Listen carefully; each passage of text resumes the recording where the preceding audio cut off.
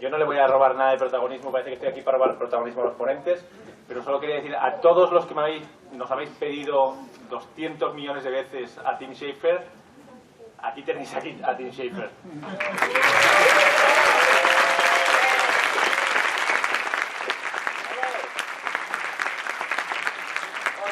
Thank you for coming. I'm sorry I don't speak. I'm sorry I only speak English, but bear with me. Thanks, Ivan, and everyone who came up for inviting me to come talk to you, and for all the great AV help I just got, so I can show my slides and see my cheat sheet down here at the same time. Hi, I'm Tim, and I'm going to talk about games and art and ideas and stuff for a while. Let's see if that works. Yes. First slide works. Can you hear me okay? Right on the mic. So it sounds really loud. Now, how about that? Is that even better? Great. So, art. There was this thing a while back, people used to talk about it all the time, and get interviewed a lot about it. Are games art, or are they not art? And it was really, some people thought a really boring conversation, because to us who make games, we always thought of them as art, and there really was no controversy to it. There was just this controversy among people who either didn't play games, or, for some reason didn't want to consider them art. I assume I would think most people coming here and in this room would be here because they think of games as art. So I won't linger on that debate too long. But I still think in the games industry and among people who make games, there's still some resistance to talking about them as art, especially when it comes to the awkward point of calling yourself an artist, because it seems to have this stigma attached to it, that there's something maybe too self-centered about being an artist, something too pretentious about it. Or there's a thing in games where it's seen as much more of a service. So to be an artist is seen as kind of indulgent compared to being someone who produces a product like a video game. So if you look at these two different kinds of artists, we think of, like, this is Jackson Pollock, for example, dropping drips of paint on the glass. And this is a chef, and a famous New York chef. And we often talk about chefs also as being artists, like, oh, they're such great artists with their work, they're just amazing. But if they serve you food that you didn't like, you would send it back and get mad. You wouldn't see, oh, this meal tastes terrible. This must be the chef expressing himself in the futility of mankind and how terrible life is. And I can't wait to eat all this terrible food. You would never do that. And I feel like a lot of game customers especially feel that way. They're like, yeah, sure, express yourself, do something creative, but I mean, if you nerf the power on my shotgun, I'm going to send you death threats, So it's seen as art, and it's also not seen as art. But I think it's very important to see it as art and to think of yourselves as artists. And because I think that comes from what I think art is, what art is all about for me. And I think it's different for a lot of people. Everyone has their own definitions. But to me, it's not about just... Yeah, it's about personal expression, but it's not just look at me, look what I can make. It's about connections between people, and that's what's so important about it. And I often think about this creation myth that I learned about when I was in college and studying folklore. And I wish I could remember the people whose creation myth this is, but I don't, because college was a long time ago for me. But if this is your personal creation myth, please let me know, and I apologize for stealing it from my slides. And this, in this culture, the myth of how the world was created was that at one time, we were all just one giant oversoul floating in space. All our souls were connected. We were just part of this one big diamond that was floating in space.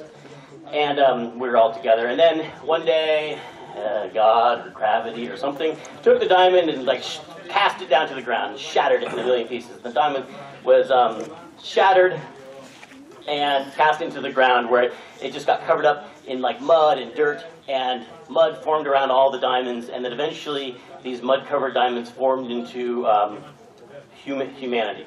They became people. Here they are, mud people. And it's not that I personally believe in that that's how things happen, but it's something that feels kind of true in a way when you think about how we interact with each other and how we think about ourselves. It's like we go through our daily lives, we have this mask, this persona of who we are, how we present ourselves to the world, and it's like this mud suit that we wear, and we're always going around saying things to each other that, oh, thanks for backing, by the way. Yeah, I saw a t-shirt, sorry. It's an automatic response when I see one of those t-shirts. Where was I? Yeah, okay, so a lot of the things that we're doing is going around telling people basically, look, I swear I have this diamond inside of me. Does anyone else have one? Do you have one? That's how I sum up the human condition in a way. You know, there's this belief that you're like, I think I exist, and I think other people exist. Maybe they're just a dream I'm having. I don't know, but I wish I knew. I wish I felt this. We were all this thing. And so we tell each other verbally, you know, we get to know each other, we talk about our paths, we get to know people, and we feel like, I think I see the inside, the shard of the diamond in you. But what I think art is like just cracking open that shell and just actually non-verbally just seeing that other similar piece of diamond in someone else, that connection that you get. I feel like that is what art is to me, is like cracking through all the different layers of personality and getting to that real basic human connection, which I think is really important for having empathy with other people, which is what makes the world work. So that's why I think art is very important. And so how do you, let me go back one. I like that worked. How do you, as long as you are sharing something that is really personal and really true about yourself, then I think you can make that connection with other people through art. And the question is, how do you do that? How do you reach deep inside of yourself and pull out something that is really true and really personal and do it over and over again for a living? When your rent is dependent on it, and resist all the pressures of the practical world, which are based on, you know, a lot of pressure to make a lot of money and to please the publisher or do whatever you have to do. So to get into that, it's important to note that creativity and having a creative job is not just one job; it's many jobs put together. And this goes back to a talk I saw, one of the very first GDC's, the Game Developers Conference in San Jose, California. I saw this talk by Roger Van Eck, and he was giving a talk about creativity, and he wasn't in the games industry, and I'm always really suspicious of people giving seminars on creativity. But this one has stuck with me for years because he talked about the different roles of the artist, that you have to be, these are little icons representing his roles, an explorer who goes out and finds ideas, the artist who finds interesting ways of putting them together, the judge who critiques and edits, and then the warrior who fights for these ideas. And he has a whole talk about it in a book, A Kick in the Seat of the Pants, I think his book is called. But I've been thinking about these things for years, and they were the inspiration for in Psychonauts. There are these characters called the art dogs in Black Velvetopia. There's a level of Psychonauts inside the mind of a black velvet painter, and they're these dogs and they're selling art. And to me, they always were loosely based on these four roles of the artist. There's the Saint Bernard on the end, the first dog you meet in Black Velvetopia, who is a explorer. He has like a keg of booze around his neck, and he talks about how he wishes he was out in the Alps exploring, and he wants to go and see new places all the time. Then there's this collie who's like an artist who when you have his dialogue is very artistically focused, and then there's this Dalmatian in the game who's just kind of a jerk when you talk to him. He's very critical, and he's like the judge. And then there's this bulldog who constantly is fighting the bull. This El Odio is running through town, and this bulldog will just fight him over and over and over again, and he never gives up fighting. And that's just kind of stuck with me because I think it's important when you have like a creative job to be able to switch between these roles all the time. Because there's times when you need to be just exploring ideas, just filling up your brain with experiences like the explorer does, just going out and even seeing movies, going to parties, climbing a mountain, you know, scuba diving, whatever it is, like these experiences that you gather in your mind that just fill up your brain with ideas. And then you have to switch over into the artist mode. It comes up with interesting connections between these ideas and ways of like putting them together. Like, what if we mixed like Art Deco and film noir and Mexican folklore to make Grim Fandango? Like that was kind of like to put these crazy ideas that we've experienced together and create something new. And then you have to completely switch modes and go into this judge mode where you look at yourself and look at your work and like, that's just no good, and be willing to throw it out, cut it out. And in games that involves a lot of play testing, actually like watching people play your games and being able to like not have your feelings hurt when they can't solve your puzzles, but to actually learn from it. And then the last one, the bulldog or the warrior, is just it's one of the most forgotten parts because people think, you know, I'm an artist, I shouldn't have to deal with this crap. You know, I just make things, I shouldn't have to go pitch publishers or deal with money and all this stuff. But all that stuff is so important if you actually want to protect your ideas and get them all the way over the finish line into the real world. So I'm going to talk mostly today about the explorer type, just because that's the part that makes people think you're weird. He's the one who Let me check time. Tell me if I go over. The explorer is the one who, we started really late. Wow, sorry about that. The explorer is the one who makes people go like, what were you smoking when you came up with that game design idea? Like what were you on? That's, it's not necessarily true, although people do get ideas from altering their state of consciousness by whatever method they use. I'll get into some of mine later. But I think it is about going on different experiences, doing things that make you feel uncomfortable, traveling to a country that doesn't speak your language, or just doing things to gather experiences. But also it's about going on an inward journey into yourself and really plumbing those depths. And so that's what I'm going to talk about Carl Jung, who's a psychologist from Switzerland. And another thing I studied in college was psychology and the psychology of dreams. And Carl Jung was very influential, the creator of analytical psychology and creator of terms like archetype and collective unconscious and the shadow and all these things that people reference a lot these days. And I think a lot of it applies to the process of becoming an artist and being a creative person. And he would talk about the journey of individuation. Individuation is Carl Jung's term for the act of, over the course of your life, becoming the fullest version of yourself that you can be. And it's a lifelong process. And it's a process that goes into all these levels of understanding of your own unconscious. And I think that stuff is really interesting. So I'm going to talk about it. Here's a diagram of it. Here's you, according to Carl Jung, yourself, your whole self is here.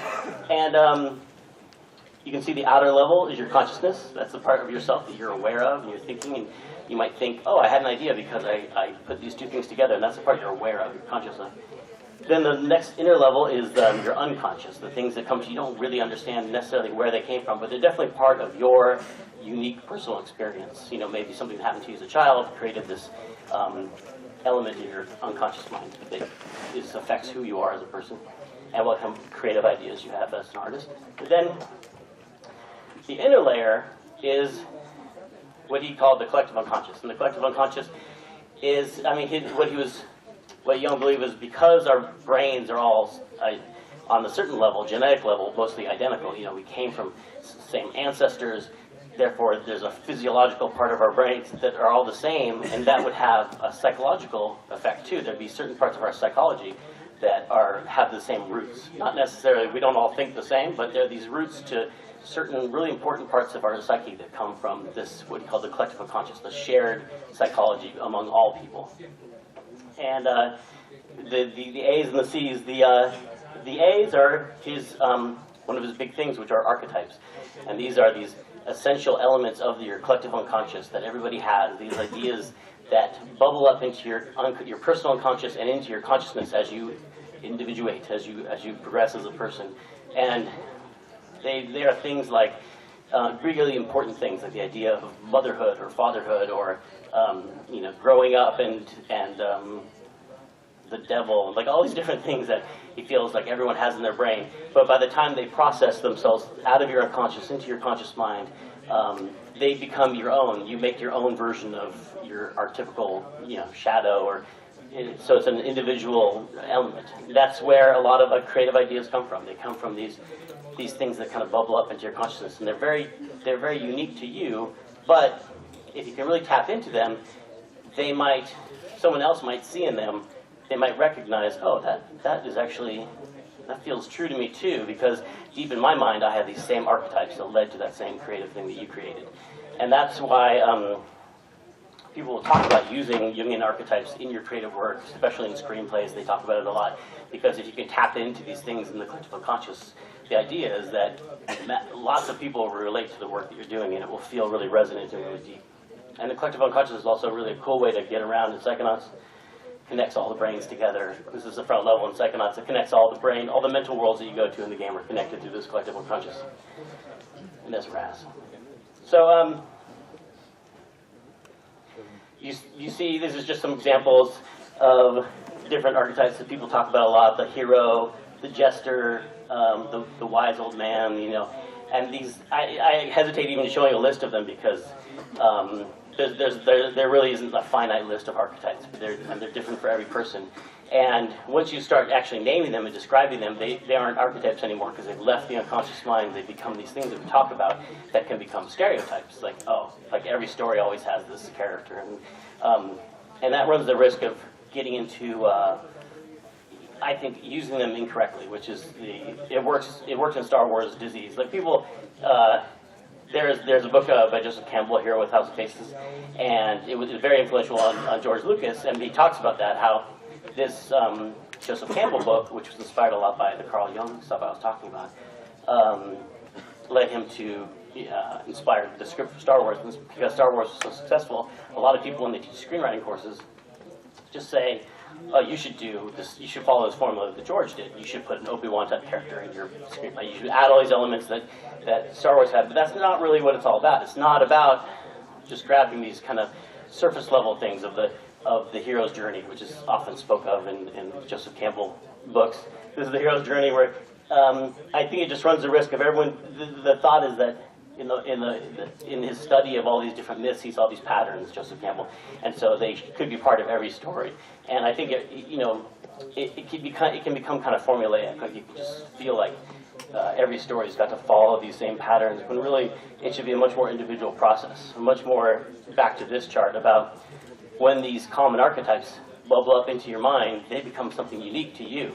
And they're not a formula. They're not just reaching into somebody else's bag of tricks and pulling them into your story. They're like these things that you came up with.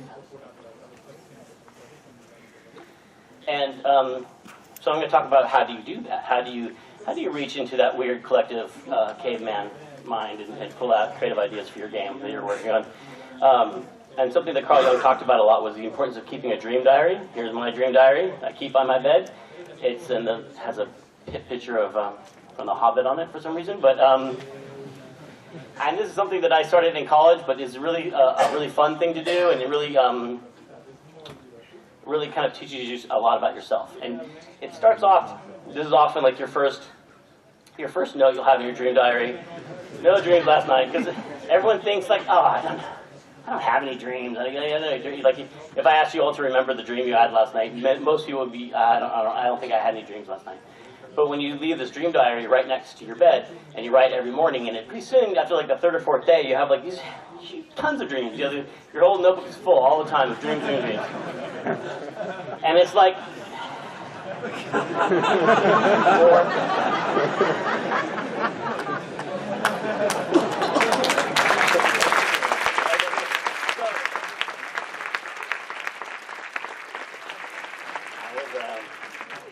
I didn't think you guys would be able to read my handwriting. Okay. So, but as you start to write down your dreams, you'll find out, wow, I have a big dream every night, and I never even noticed it because you forget them so early in the morning. As soon as you wake up, you start to forget these dreams. And if you start writing them down, you'll realize you're having more, and you'll start noticing you have tons of dreams every night. And the craziest things come out of dreams. And Carl Jung really believed that to understand yourself, you need to reflect on these dreams and think about what this means to you. And also, if you see something really visually striking, you should paint it. You should paint things you see in your dreams. And if you hear music in your dreams, you should try and write it down or hum it out and record it. And this is the process of like pulling these deep things out of your collective unconscious into your consciousness, and learning a lot about yourself, or getting ideas for video games, which I think is what Carl Jung would say if he was here today. Another way I do it is free writing, which is I told someone I promised I'd have a picture of my notebook, because I try to, like, when I'm really being good about it, but even after all these years, it's still hard to keep this discipline. I try to write. Don't try and read that whole thing. It's really long.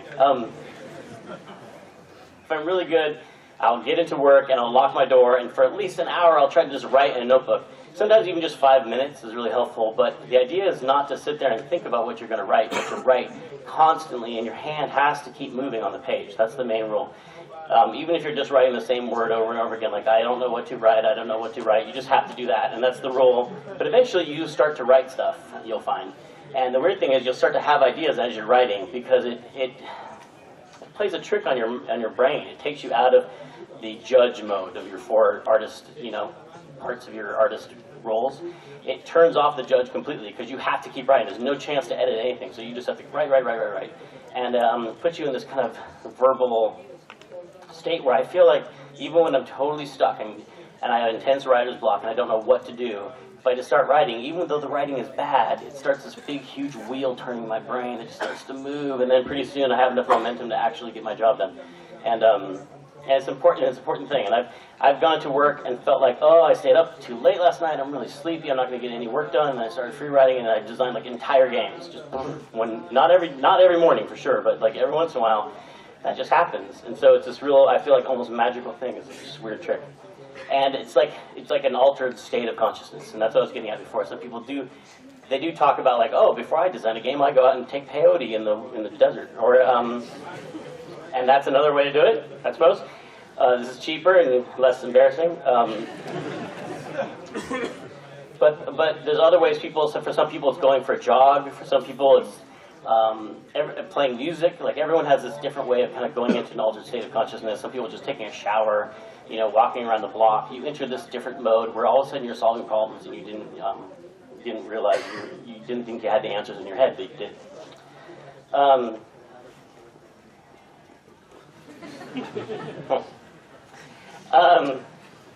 And this gets into the difference between where ideas come from and where we think they come from. Because a lot of times we just think we know why we make these choices. Like art to me is about and the reason that you have to say games are art is because the people making them are constantly making these choices. They're expressing themselves by making choices when they're deciding what goes in a game and what's not in a game, whether it's a shooter or whether it's a story-based game or anything.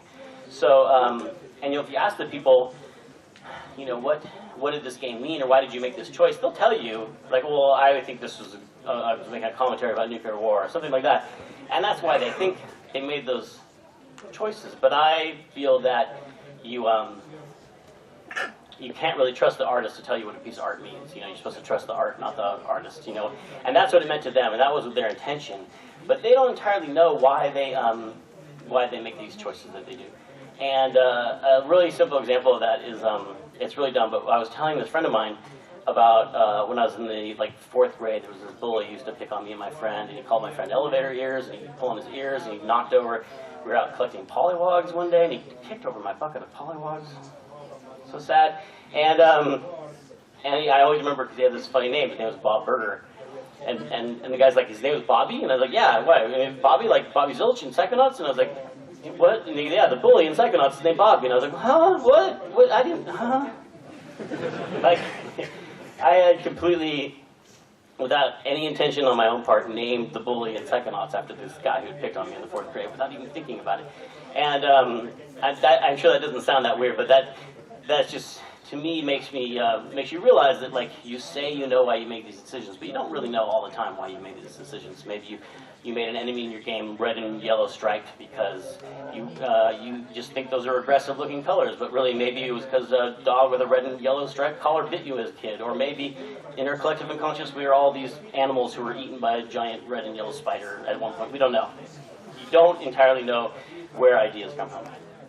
So that's why all those techniques I'm talking about with the free writing and the dream diaries, they're all about just letting those ideas out and not thinking too much about, not applying that kind of thought process until later.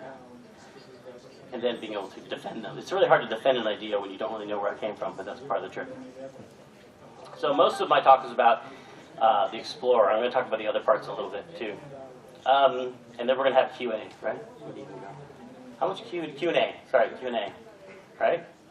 Yeah, you guys think about questions you have now. It's really embarrassing when you ask for questions and no one comes forward, and then I have to stand here and you have to listen to me breathe in the microphone.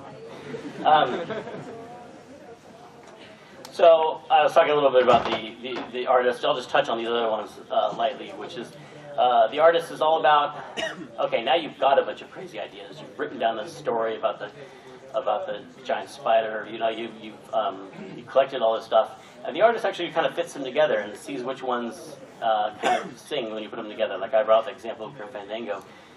Once we had, I wanted to do a Day of the Dead game for a long time. That idea kind of sat in my head for years. Like I really like these skeletons, and I wanted to do something with these skeletons. And then I was just going to a lot of film noir movies at the time. They were having a film noir festival in my town, and all of a sudden something clicked. It's like, wow, actually these kind of plots that go on in the Land of the Dead could be these kind of crime stories from these Raymond Chandler novels I'm reading. And all of a sudden, just putting those two ideas next to each other, it's like all these sparks started flying off of it, and all these ideas just started ejecting themselves from this. Like, it's like, whoa, hold on! Like we had the artists were just drawing every day these amazing things, and that's what happens when you sometimes make a connection between two things that hadn't really been connected before. The Dalmatian. He's black and white. That was kind of the thing that made him like a judge. He saw everything in black and white. The Dalmatian. I was stretching things a lot when we were doing that. Anyway, the judge is about, to me, in games, a lot of it is in play testing. But I come from a writing background, and for me, the thing that really helped with writing was writing. I was in a writing group. Oh, here, sorry. Is there any water? Okay, sorry. There was a writing group I was in. We all bring in our writing, and we read them to each other, and then we just kind of like tore apart each other's writing, and said what we liked about each other's writing, and said what we didn't like. And you start to learn not to take things so personally when people are talking about your creative work. They're just looking at the results. They're not judging you as an artist or judging you as a person. They're just judging the words on the screen, like, did you achieve what you set out to achieve? And by doing that a lot, I learned to separate myself from the work a lot. And you learn great editing skills, like being able to, the old saying goes, sometimes you have to kill your darlings, because when you're writing something, there's this thing that you love that made you, the whole reason you wrote the story, but nothing else fits with it, and you got this whole great story, but this one part doesn't fit in, and you have to actually be able to kill it, because it doesn't fit anymore. And you have to be willing to do that with these things that you were in love with. And Hal Barwood, one of the project leaders at LucasArts, that maybe heard the Indiana Jones games, was a screenwriter in Hollywood, and he told me to think about a spider webs, because I was having a lot of trouble. We had to cut the dialogue down, and I think it was Monkey Island. It was like too big for the disc, which is hilarious because it was all text. But oh my God, thank you so much. Yeah, one single clap. Okay.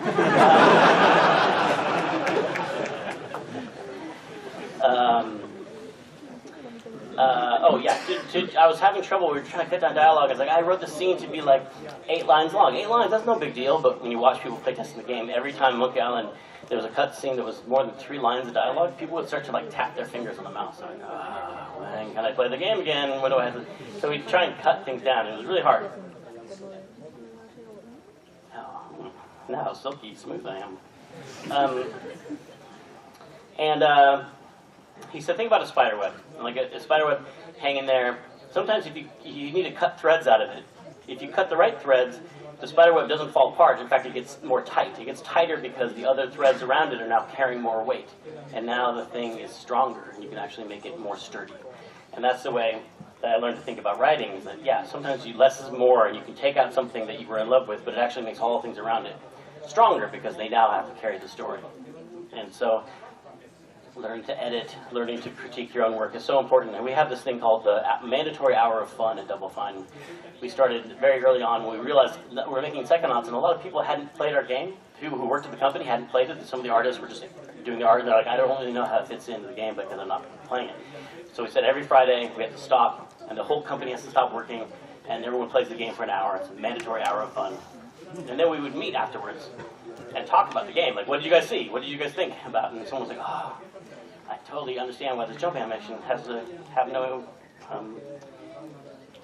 hesitation beforehand, or something like that. But you would start to work on talking about each other's work, and to this day at Double Fine, it's very hard sometimes you do a HOF and people are talking about your game. It's really hard to hear everybody in the room kind of critiquing your work, but you kind of get a thick skin about it. You start to learn to like, you realize that every time someone gives you a negative comment about your game, it's this gift. Because it's a negative thing about your game that if you can find a solution to, you can turn it around. It's like this thing that just made your game better. So every comment you get is a gift that you should say thank you for. The meaner it is, the more you say thanks, because it's really helpful to you, making your game awesome.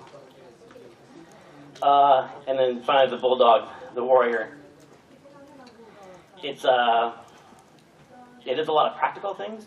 You know, just of course in the games industry, getting funding for your game, you know, running the daily things about operating a game company, or just, you know, you know what it's like to try and get through the world and make your thing and have it be a reality. But also it's the little ways where you have to fight for your ideas. You have to fight for, when you had that dream about the spider with the red and yellow legs, and someone on the team's like, that's great, I think purple would be better, and then you're like, well, you have to choose. Like, do I fight for that idea, or is it more important that they get their way with it? Because sometimes it doesn't really matter to me, like, oh, I just picked red, I don't know, it's not a big deal. But sometimes, like, no, this is going to pay off later when that big door is red, and you'll know to be scared of the door. Some reason you have, but sometimes you can articulate it, and sometimes you can't, and it's important to know when it is important to you. Because for me, I find that things that are important stay important, and if I give in on them, and I make the spider purple, and I'll just sit there for like months and be like, oh, that spider looks wrong to me, I don't know what it is, it's driving me crazy. And I realize that I'm going to ask the person to change it later, I just haven't gotten the nerve up to ask them. And if I just stood up for the red and yellow spider in the first place, I wouldn't have to have wasted their time painting it purple in the first place. So I have to just learn to just be confident enough that, okay, I really want that spider to be red and yellow, I'm sorry, let's just do it my way. And then there's a counter side of that, which is if you're going to work creatively with people, you have to let them win the argument sometimes too, or else they're just not going to want to work with you. And so you have to know which spiders are important and which spiders were filler for you, because it's probably important to somebody on the team. And you have to learn to pick your battles and really just fight for the things that really matter to you, because you can't win them all. Or if you do win them all, everyone will think you're a dick.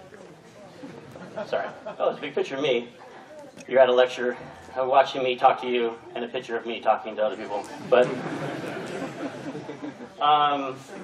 this is just me collaborating with the team. It's not a very good picture of collaboration because I'm standing up, talking to them, they're sitting down, having to do what I say. But we really are a very collaborative group at Double Fine, and we switched over. Our first two games we made was Psychonauts and Brutal Legend, which were game ideas I had, and I kind of like fought for them with the team. It was like, you're gonna love heavy metal by the time you're done with this. Trust me. And then we changed. We split the company into smaller groups and started making smaller games and letting other project leaders, other people's ideas come forward. And that's been, incredibly rewarding for me, just to see other people in the company grow into this position and see all the different kinds of ideas that come up for games that I wouldn't have thought of. Like, I never would have thought of an adventure game with Russian dolls in it that Lee Petty thought of for stacking, or an RPG game set on Hollywood night. Like, there's so many ideas that you could be trampling by trying to control everything. So we have this thing called Amnesia Fortnite, which is just our internal game jam that we've done for years. We opened it up to the public. We let the internet vote on which games we make, and it's crazier and crazier every year. And it's about what I realized I wanted to do with the company, which was not just make one game after another, but turn the company into kind of a creativity machine, like our working, repeating. This is my gesture for repeating. I don't know what I'm doing now, but like a wheel that keeps turning. That new project leaders will come forward with ideas, and we have a method for evaluating them. We have our internal judge procedure, with this mandatory hour of fun that we still use. We have brainstorming sessions for the explorer part of the job, and we have these methods for encouraging people to come forward with their ideas, and then being really mean to them. We let people vote on which ideas we do, but then supporting them when they make those ideas, and then actually getting those ideas funded and turning them into real projects and selling them, and then repeating that whole process over again. It's kind of inspired by, do you have a Newman's Own salad dressing over here? I don't think you have that. Do you have that here? You ever heard of that? Do you know who Paul Newman is? Yeah. So, Paul Newman. No? Okay, Paul Newman. He makes salad dressing. You probably know him more as an actor. Okay, so Paul Newman was in some movies. But later in his life, he started this, he had this homemade recipe for salad dressing that he made, and he actually sold it in bottles. And he started this company called Newman's Own, and they make salad dressing. And now they make all kinds of food, pretzels and all kinds of stuff. And 100% of the profits that this company makes go to charity. And because he didn't need any more money, he just wanted to share his salad dressing with the world and create this company which just generates money for charity. And Paul Newman's passed away, and he's dead, but Newman's Own is still a company. It still exists, and it's still this machine that's just cranking away money for charity, even after he's long passed away. And I just thought that was really badass. That's pretty crazy. Like, what a great thing to do.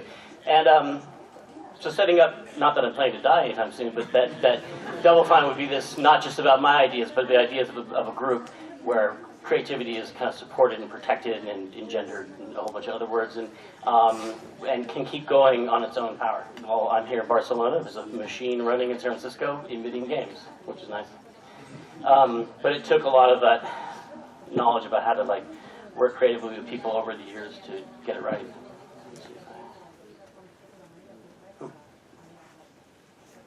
Yeah, because teams work with each other. They work through problems together to create art, and I feel like art is humanity's way of working through problems with each other. You know, we make stuff. We're exploring ideas. We're dealing with issues in art about why are we here? What, you know, why do we treat each other the way we do? How does it feel? Why does my life suck? All these things that people put into art, and we examine, and we kind of, I think, by enjoying other people's art, understand more about ourselves, and we do, through art and through games, we practice a lot of things, and we practice having emotions, and I think practicing having other emotions for events that haven't happened yet in our lives, and I think those are really enriching, and they create more and more empathy in people, which I think makes everything better in the world. The more empathy people have for each other, the more humane we are with each other, and that's why I think art is so important, and why I think games are so important to art, because they do that, and I think in a much more powerful way than a lot of other art forms do. So that's why I think it's important to talk about games as art, and to talk about ourselves as artists, and not be embarrassed of it, because I think it's a really important thing to do. So let me see how much time we have left. 6 o'clock. We're about halfway through. Where's Ivan? Something to do. I'm almost ready to start taking questions. Do you think we should do that now, or should I just keep babbling on about stuff? Does anyone have any questions? Are they ready? Okay. I'm going to put my any questions on. Okay. Yeah, so we're going to start with questions. I wanted to make sure we had enough time to answer all the questions that you guys have. And if we still have time left over, I can just go back to talking about Dalmatians and all kinds of dogs and stuff. Great, it's me here. Hi there. My name is Bart. Thanks for the presentation and your share of love about artists. I was wondering, since you came up with a process to channel your creativity and then put it inside of your company as well, to create new ideas and funnel it, I was wondering if you have other process as well inside of your company other than artistically speaking, either for operation or for sales or whatnot, that you also empower like that. Yeah, I mean, we do have a lot of processes at the company. After we've been around for 14 years, so we've picked up some good habits and some bad habits. After Psychonauts, Psychonauts had a huge crunch mode, terrible crunch mode, because we were like, we got to make this game awesome or we're going to die. So we stayed there all night, and then everyone was like, no crunch mode ever again. So we researched all these different production methods and started using Scrum, which is Scrum, did you use that term here? Scrum, and Agile development, which is something very popular now, but it was years ago. And that's more a process of, instead of, to me the most important thing was, like, instead of writing one big monolithic design document at the start of your project, you take off a smaller, more demonstrable piece and make that right away, and then look at it and then see what you want to do next, and then create a backlog of tasks, and it's a much more organic way of working together. So we use Scrum and have daily Scrums, and each team, though, has its own method. Some people still use what's called a waterfall schedule, which is just like a Microsoft project where you have one task and another task and another task and another, and because they're more organized that way. And so each of our teams uses its own organizing principles. But I've come to really like Scrum, because I kind of like that idea that you don't know where things are going, which terrifies a lot of people. But I kind of feel like more comfortable with that. I feel like that if you know exactly where you're going to end up, it doesn't feel like art to me. Like, I feel like you should have some sense of chaos, some sense of like things could change, and so I like a more dynamic system. And then we have systems for, I'm trying to think of other systems you might be interested in, like how we reorder our copy paper. We have we have a lot of we have internal tools. Like, we have a tool that one of our producers wrote called Scrumptious, which actually is like an online database for running tasks, and all our tasks are shared online, and all the teams can look at the current sprint and how your chart is doing. So we're pretty organized now about that kind of stuff, and we have a few tools like that. But also, we're still a pretty small team, so a lot of stuff we just get together and talk about. Okay. Who else has a question like that? Got the microphone. Someone have a microphone? Bang on it if you haven't. Oh. Hi. Oh, thanks for backing again. Thank you for making a great game. I just wanted to know, because I'm having some bad times this later months, and I wanted to know if you have any advice when you lost faith and motivation with video games or not. Do you have any kind of advice to regain motivation and patience before? Yeah, like do I ever lose faith in, like, I mean, every time I read YouTube comments,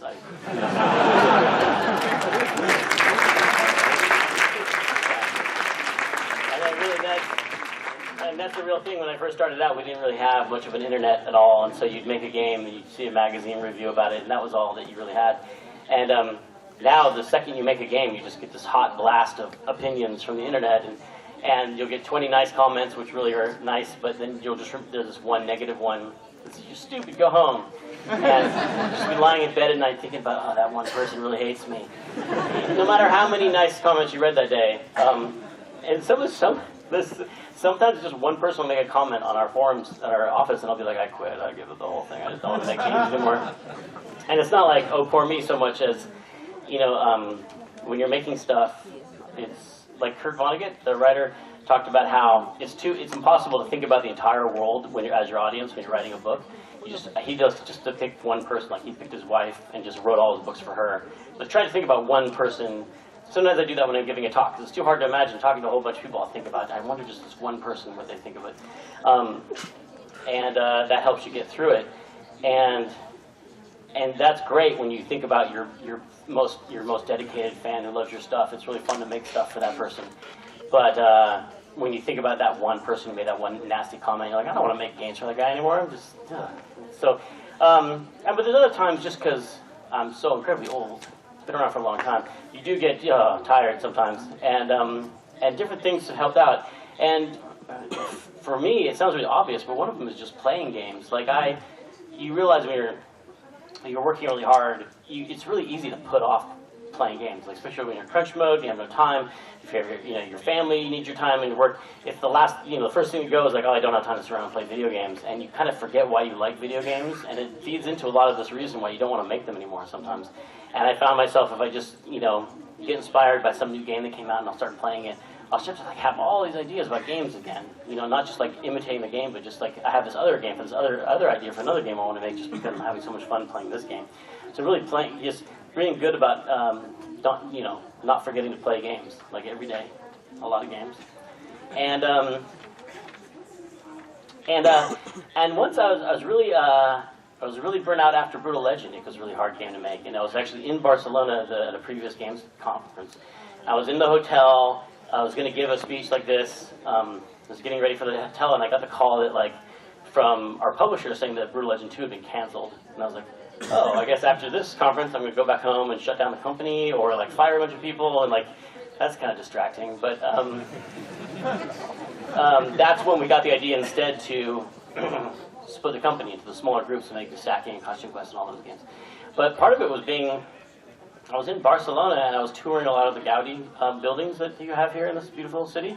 I was in the House of Bones, and I was upstairs at the House of Bones just looking at all those amazing chimneys and just looking at it, just being inside of Gaudi's architecture.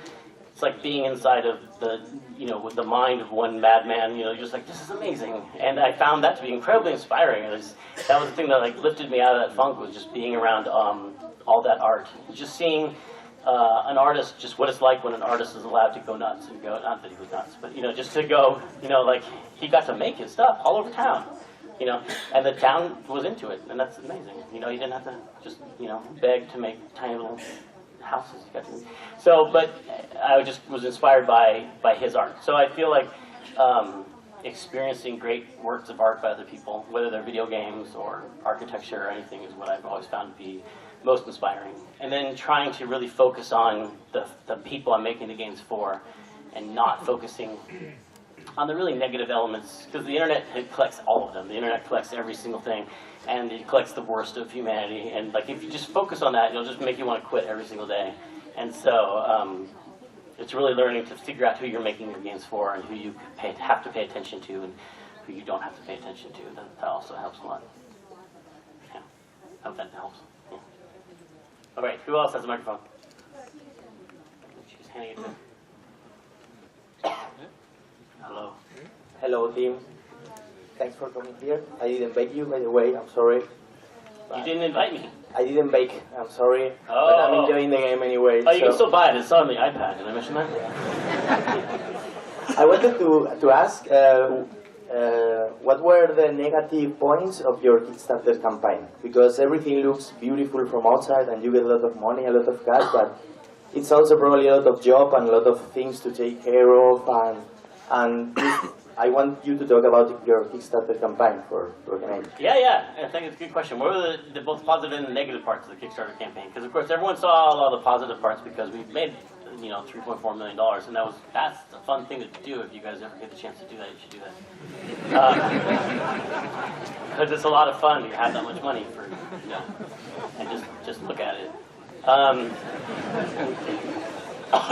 But the really great thing about that campaign was this huge, say you're going to think I'm being corny, but this huge outpouring of love from the community. Because we knew we had fans before, but these were like people coming to like, no, we want to be part of it, we want to help, we want to give you lots of money. And thanks for backing, by the way, Alex. I forgot, there's another backer over there. And people it was just such a nice, I always say it was like the end of It's a Wonderful Life, that Jimmy Stewart movie, where it's like, I don't want to spoil the ending for you, but let's just say something really nice happens at the end of that movie when you think things are the worst, and his town, well, anyway, you should watch it, it's a good movie. So that was just really invigorating for me, talking about things that make you feel inspired, and when you're feeling down, getting support from your fans in terms of Kickstarter is a really great thing. And then we, in addition to that, took the route of being completely transparent with our process. So we do this documentary. People can see the good and the bad about our development, and that's been good and bad because people really like it. I think a lot of our community, a lot of our fans are also creative individuals and people who want to make games themselves. And I think they're the kind of people who feel like ideas are entertainment. Like they'll just respond. I think I do too when I go see a movie that's like, oh my God, this movie's just so full of crazy ideas I've never seen before. And so they like to see people engaged in the creative process, both coming up with ideas and then talking to each other and fighting with each other about these ideas and then figuring through problems and seeing people go through the same problems that they went through. But they also, the negative side of that is they saw, like once they saw kind of the scope of our game, I really felt weird about cutting it down. When I started realizing that like, oh, this amount of money is going to make a game this size, but I've been kind of showing this other game to people on the documentary, like I can't cut this now, oh my God. So that was not that didn't fall out of the Kickstarter campaign as much as it fell out of that transparency. But that was the risk that we took on. We knew that's what we were doing. And I didn't have to do that. I could have just said, like, I know you guys have all seen this game, I'm going to cut it in half. Watch me do it on camera, I'm going to cut it in half. I could have done that. But we decided to instead just sink a bunch of our own money into it. But when we decided to do that, to like sink a bunch of our money into Broken Age and pay for the second half of it, we communicated it really badly. Because we communicated it first to our backers, and they took it really well. And then that backer message got out to the rest of the internet, and a bunch of non-backers heard about it, and they started just, I mean, I don't want to say I was ignoring the legitimate concerns of people who were like, hey, the game's taking a lot longer than it should have taken. I mean, that's legitimate, right? But I knew in the end, I felt like they'd be happy with the game that we were making. So that as long as we get it done, it'll be fine. But there are a lot of people who are actually also kind of sitting in wait. And there are a lot of people who just distrust Kickstarter. They really don't like Kickstarter, and they think it's like you're getting something for nothing. It's a Ponzi scheme, which is just not the definition of a Ponzi scheme at all. But they think it's like a big scam, and they're waiting for bad news about it. And when we announced that we were doing that, we were going to split the game in half and stuff, we got tons of, I have a slide for another presentation where I just have a lot of just really mean tweets towards us. And it's like, if Double Fine can't make the game for $3 million, they should just shut their doors. And I was like, that's stupid. But so a lot of, we got just a bunch of internet hate one day.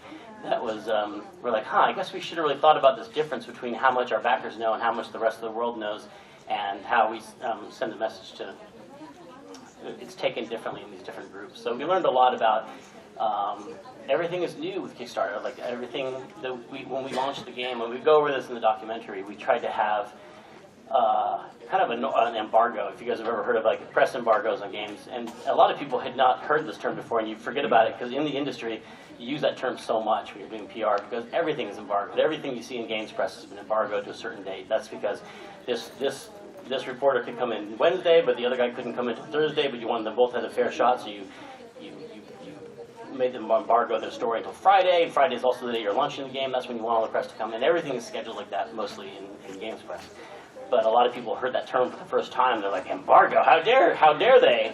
How dare they do this? This is really bad. And I got this game because I'm a backer, and I'm also in the press, and so I'm going to write a review of it. And I don't care what he says. I'm going to break this embargo. And so normally, when you embargo something, you're just asking people who are in the games press to honor this date that you picked, and it's a few people and they're used to it and it's not a big deal. But when we're talking to our 90,000 backers who had never heard about this term before, they're like, who are you to tell me what I can talk about? I'm making a Let's Play video about the whole thing. So it was impossible to control, and so it just spun out. So within a few days we had to like, forget it, we never said embargo, never mind, ha ha ha. So definitely that was one of our bumps in the road.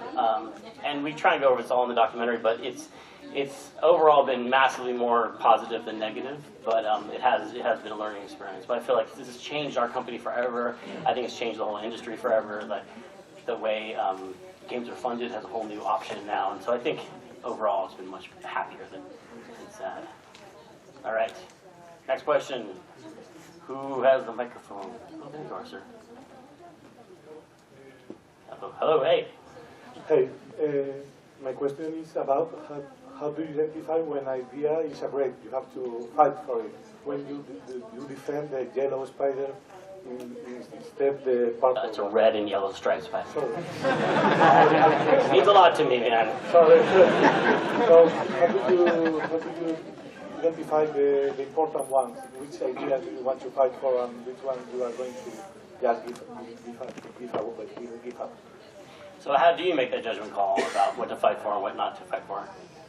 So that's what you're saying, is how do you make that judgment call about what to fight for and what not to fight for? Well, I'm saying that that's kind of an intuitive thing. It's really hard to describe intuitively how to do that, but I think you have a sense deep down about how much things matter to you.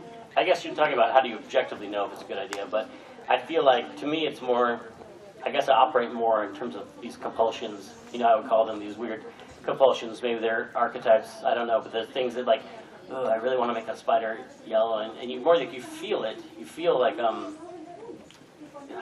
really need it to go this way, and there are these things in Psychonauts like that. There's a sequence where Raz goes up to a gypsy caravan and he goes inside and it feels staticky, and he turns around and the static behind him, and then he punches his way out. And that was this thing that I just saw happening exactly the way it happened in my mind. And for months I described it to people, and people were like, this is going to be too complicated. This is really, I don't even know how we do this. This is really hard. How are we going to do this? And it was one of the things I just couldn't let go of. So it wasn't really like I made the choice of that was an important, that's a good idea, I'm going to fight for that. It was more like I had this, like, my teeth were sunk into it, and I just couldn't let it go. I was like, no, this is the thing. You can do anything you want with those trees in that other level, do whatever you want. But this thing has to happen this way, because there's some weird demon in my head that's going to pull me into Hades if I don't do it. I don't know what it is. It's some,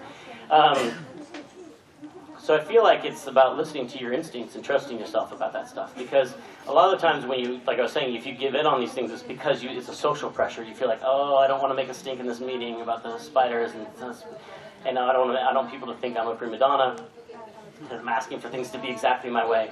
And it's true that if you ask for everything to be exactly the way you want it, you can't be, that's really difficult to work with, and no one's going to want to work with you. But if you pick the things mostly based on your sense about whether they feel important to you, because you might unconsciously be in touch with something that you're not aware of, and that's what I've learned to trust, is that feeling of like, I just know this is an important idea, you guys. Like that's the powerful voice I use when I insist on things. If I sound like a child, they won't want to hurt me, right? So I just feel like there must be some reason. I feel like deep down I just trust that there's some reason why I want this thing to happen. And then later sometimes it's validated, because someone will be like, oh, that's great they did that, because it totally made me think of this other thing. And I was like, yes, that's why I did it, but maybe not, I don't know. And I'm sure there are other, more objective ways to find out if your ideas are good or not by bouncing them off other people. That's something I could try sometime. But mostly just go with my instinct on that one. All right, over here. Is there a question over here? Or who has it? Oh, over there. Oh, you. You behind the bright light. No, that's fine.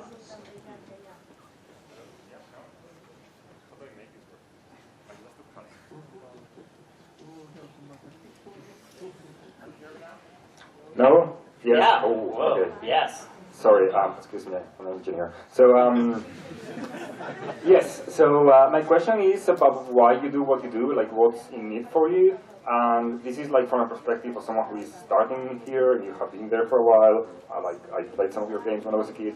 And the reason why you do what you do, why you create games, has always been the same, or you got started for some reason and now it has changed over time? Why did I start making games? I mean, like a lot of people here, I played games when I was a little kid. I just always loved them.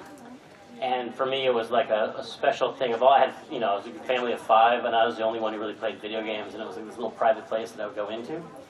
And I think the desire to make games, a lot of it comes from a desire to create little worlds, little places to go to. Like I always loved little miniature things and little fantasy things, like just train sets when I was a kid. I used to love train sets, and just putting my head down on the board, you know, and watching the train come right in my eyeball, you know, and just like looking at all the little towns, all the little people in them, and then crashing the train through them, and just all this stuff. And then these little things that, like, in a train shop, I remember seeing this thing they made. It was just a little box, but it was like an infinity box where it had 2 mirrors on the inside, but it had train tracks, and it looked like a coal mine inside. And then if you hold your eye up to the window and you look inside, it just goes on forever. I just love these little, like, dioramas and stuff like that. And I think when Ron Gilbert talks about why he came up with Monkey Island, he often will talk about being on the Pirates of the Caribbean ride at Disneyland and wanting to jump off the ride and just hang out with all the skeletons down there. Which sounds really creepy when you put it that way, but it's, I totally understand that urge. Like when I was in, you know, when I'm on different rides at Disneyland, I always wanted to jump off and like live in those crazy worlds. And even when they seem kind of fake, or especially when they're like a touch, a little bit fake, you know, like cause that's what makes them kind of magical. And just always want to make those experiences happen. I know that's the feeling when I saw my first Day of the Dead art book, and I was like, oh my god, look at these little skeletons and their little brightly painted things, and I just want to just jump in there, and I want to jump into that world. And that is where I feel like, for me, the creative impulse in all these games comes from. It's just I want to make something like that. And the more I can hook someone into it and make them feel like they want to go back to that world, the more successful I've been. Like, you know, when you're playing a game, you're just like, and maybe you're thinking about it because you're thinking about progressing the next level or something. But often for me, it's that I really want to go back to that place. I just want to hear that music again. I want to be in that space, and that's the big core of it for me. So I think that's what keeps me going as far as the creative urge. But there are other things at different times. Like, you know, starting the company, it's now kind of, you know, like a family, and you're working with other people who you just enjoy working with, and that process can be the thing that you're interested in. And sometimes it's just hearing from someone who says they grew up playing your games. You're like, oh wow, I actually made something that someone else connected with, and gets back to what art is all about. And so that's something that I think keeps you going. All right, who's got the mic? I don't know if I can call on these people without microphones, but there's some people down here too. Okay. Hello. Hello. Well, thanks for coming first, and thanks for your games. Thank you. I'm sure they have been like a inspiration for many of us to get into the video game industry. Okay, so you were designing games for many years, especially the graphic adventures from LucasArts. So my question basically is how you deal now with a new design of a graphic adventure for a different audience, that they don't have maybe the patience that they used to have before, and they have the playtest. I'm sure you go through the playtest and the players complain about, oh, this is too difficult, and maybe you think this is way too easy. So how you deal with this? You follow your guts? Yeah, my guts. Thankfully sizable and always pointing forward. But that's a tricky problem, especially with adventure games. And a lot of it, you know, the history of it, with each adventure game we made back in the day, we never really felt we always liked them, and we didn't think of them as successful in the same way. They never sold as well as Sierra games. We were always like, oh, why can't we sell like King's Quest, you know? And when the management looked at the numbers of it, they're like, you guys, I felt like they were going to fire us every day, like every time we made a game. So all those games we always were we were always trying to get more people to play them. And so each game, you can see there's a progression in the interface. The interface is always trying to become more elegant and less intrusive, and that's when things like full throttle went to there's a full screen with no verbs on the screen. That was trying to make it more cinematic looking and more elegant, more like natural to someone who doesn't play games all day. And then Grim Fandango being 3D, that was a really commercial move. People don't think of Grim Fandango as being this big sellout game, but it was like that was like at that 1996 when we started that thing, it was like 3D. It's really hot. And you got to get into it. I really didn't want to do it, but we finally found a way to do it that we liked, and so we're always trying to reach these more massive audiences. And it was a really big relief when the Kickstarter happened, because I was like, oh, well, I'm not really trying to reach this new massive audience. I'm trying to make a game for people who backed it. And the people who backed it, I think they like adventure games, because that's why they backed it. So now I can make a game that can have dialogue trees and doesn't have to really apologize for being more slowly paced, more thoughtful, and because with adventure games, you always have this, I won't say chip on your shoulder, but like, when you go to a show like E3, a big trade show in LA, where like there's big screens everywhere and it's super loud and like everything's blowing up and boom, and you're like, I want to do my story about this dead skeleton who's selling travel. It's hard to get sell a quiet story like that in that environment, and you're always like feeling like, oh, it's hard to be selling this kind of game in the world. But then the Kickstarter came along, and I was like, oh, I don't have to sell it. These people already bought it. This is amazing. So then we just had to navigate that space between when a puzzle is too hard. And when we split the game in half, the first half is a lot easier than the second half. And so there were a lot of people who backed it who were like, this is too easy. And that's a tricky thing to solve. And I don't know if we solved it completely right. Hopefully when the second half comes out, they'll feel like it was the right difficulty level. But we do with a lot of playtesting, like a lot of watching people play. And that's hard. Watching someone stuck in an adventure game puzzle is one of the worst things in the world, because they're not having fun when they're stuck. And then when they solve it, like if you, the thing that Noah Falstein always say is that if you ask an adventure game player, like, why are you like banging your head against a wall? And the person's like, oh, because it feels so good when I stop. So when you're playtesting, you're watching someone, and there's there are a bunch of people in the room. It's so awkward and tense because the person's clicking and they're making these sounds with their mouth, like, oh, so I'm not having fun. And you're just like, you're making these notes, cut this entire section of the game. And they're like, oh, I don't get it. And they look at you like, what? Look at this crap on the screen. They're really mad. And when they figure it out, they're like, oh, I'm so smart, and they're dancing around.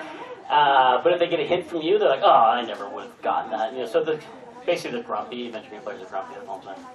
But it is a fine line. But I think you have to think about whether those moments of being confused are entertaining or not. That's the thing. There's good confusion and there's bad confusion.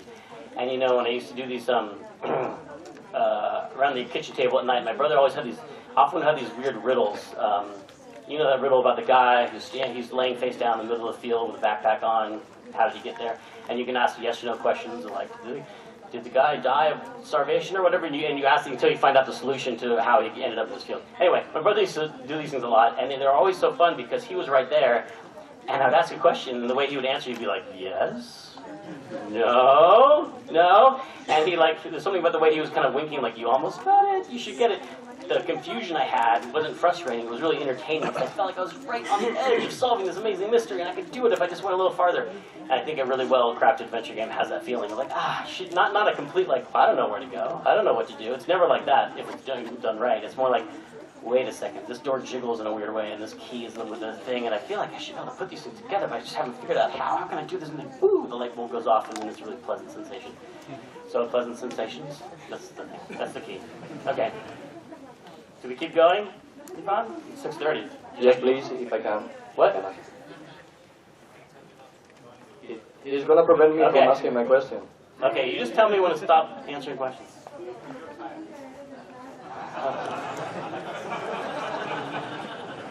Two more questions. Tomorrow? Okay.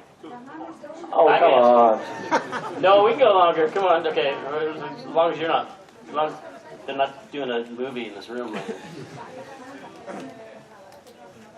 No, 3. See, now I look like a good guy. 3 more questions. Thanks for setting me up to look like a generous guy. See? Yeah? We'll do 3. So, can I then ask my question? Yeah. Who? Where? Hey. Talking. Oh, way back there. Hey. So I'm Daniel, and I really want to say how I like your character about the Guardian, because this question of mine is really coming from that thing. You like the who about the Guardian? The what? Yeah, the character of the Guardian that yeah. defends his ideas, because this question comes from that. And my question is the following: how many beers do I have to buy you for you to come to the first floor and check out our games? I've already been given 3 beers just during the interview process. I can give you 4. Okay. I am going to come to the room with all the games in it and play all those games. We're not in that room, that's the problem. Oh, there's another room. Yeah, we're in the room above that. We're even better, you know. Oh, wow. You're so competitive. Okay, no, I'm going to check out all the games I'm here, because I am very far from home, and I might as well see everything there is to see before I go back. Okay, I'll thank you. Okay, I'll see you up there. All right, now we have to do 3 more.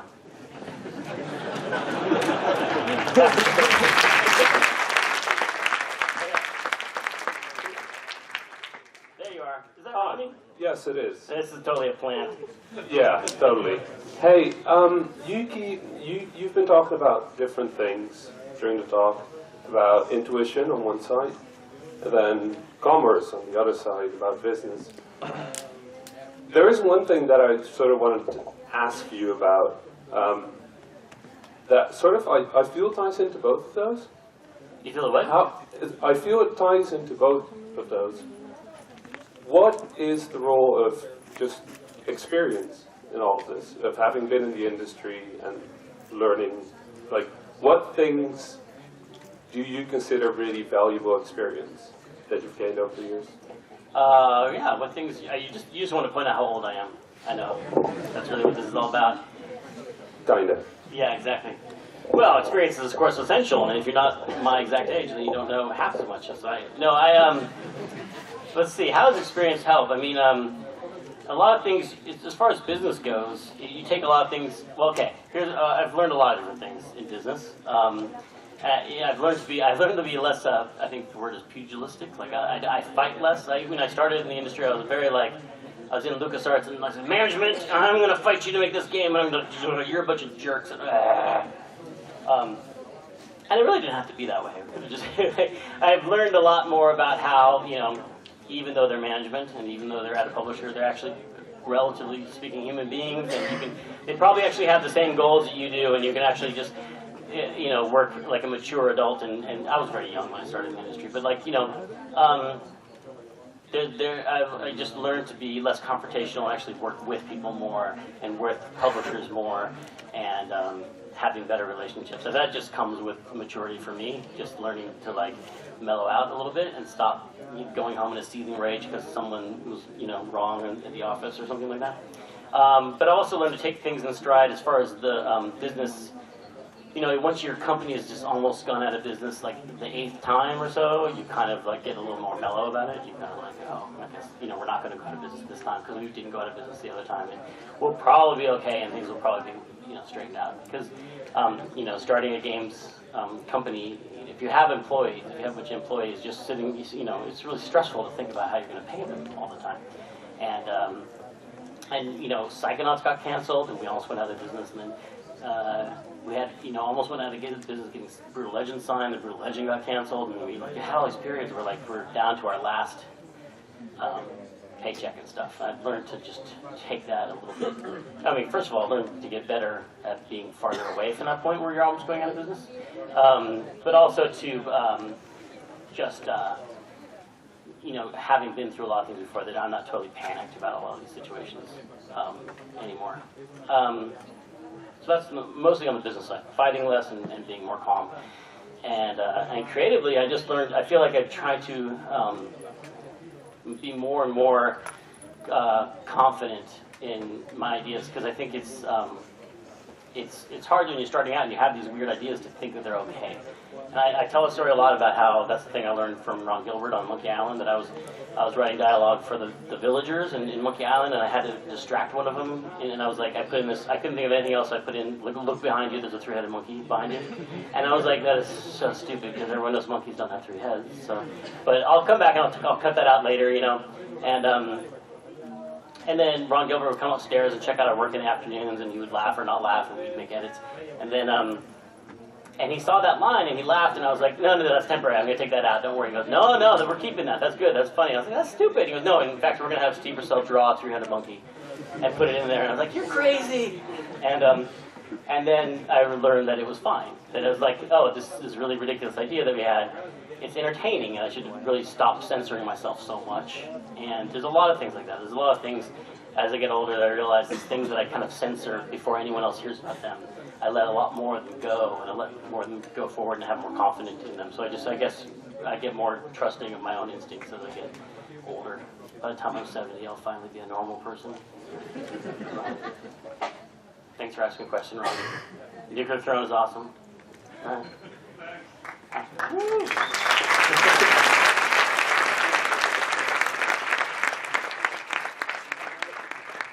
Hi, I have Mike.